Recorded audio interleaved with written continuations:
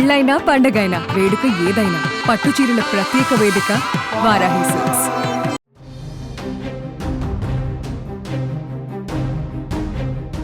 హర్యానాలో Pak ISI agent గా పనిచేస్తున్న మహిళను పోలీసులు అరెస్టు చేశారు. హర్యానాలో యూట్యూబర్ జ్యోతి రాణి పాక్ ఐఎస్ఐ ఏజెంట్ గా పనిచేస్తున్నట్టు గుర్తించారు పోలీసులు.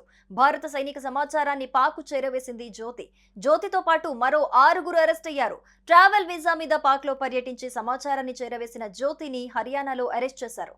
ఇక అటు హర్యానాలో పాక్ గూఢచారిగా పనిచేస్తున్న విద్యార్థి దేవేంద్ర సింగ్ అరెస్ట్ అయ్యాడు. 2024లో కర్తార్పూర్ కారిడార్ ద్వారా పాకిస్తాన్ వెళ్లి అక్కడ ఐఎస్ఐ నిఘా అధికారిని కలిశాడని ఆరోపిస్తున్నారు పోలీసులు.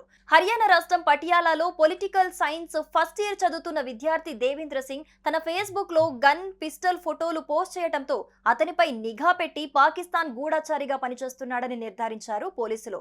హనీ ట్రాప్ ద్వారా దేవేంద్ర సింగ్ ను తమ గుప్పెట్లో పెట్టుకుంది పాకిస్తాన్ ఐఎస్ఐ. ఆపరేషన్ సింధూర్ సమయంలో భారత సైనిక స్థావరాల వివరాలను, ఇతర రహస్యాలను దేవేంద్ర సింగ్ పాకిస్తాన్ కు అందించినట్టు పేర్కొన్నారు పోలీసులు.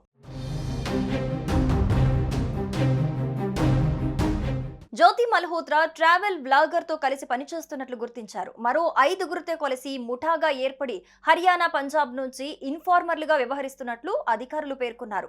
న్యూఢిల్లీలోని పాకిస్తాన్ హైకమిషన్ ఉద్యోగి ఎహ్సాన్ ఉర్ రహీం అలియాస్ డానిష్ తో జ్యోతి మల్హోత్రా పరిచయాలు పెంచుకుంది. డానిష్ ను ప్రభుత్వం ఇటీవలే బహిష్కరించిన విషయం తెలిసిందే. డానిష్ గురించి కూపీ లాగటంతో జ్యోతి గూఢాచార్యం సంగతి బట్టబయలైంది. పాకిస్తానీ ఇంటెలిజెన్స్ ఆపరేటివ్లకు జ్యోతి మల్హోత్రాను డానిష్ పరిచయం చేసినట్లు తేలింది. వాట్సాప్, టెలిగ్రామ్, స్నాప్చాట్ వంటి ఎన్క్రిప్ట్ చేసిన ప్లాట్ఫామ్ల ద్వారా పాక్ ఇంటెలిజెన్స్ ఆపరేటివ్లతో నిత్యం టచ్ లో ఉంటున్నట్లు తేలింది. సుమన్ టీవీలో మీ పర్సనల్ అండ్ బిజినెస్ ప్రమోషన్స్ కోసం కింది నెంబర్కి కాంటాక్ట్ చేయండి.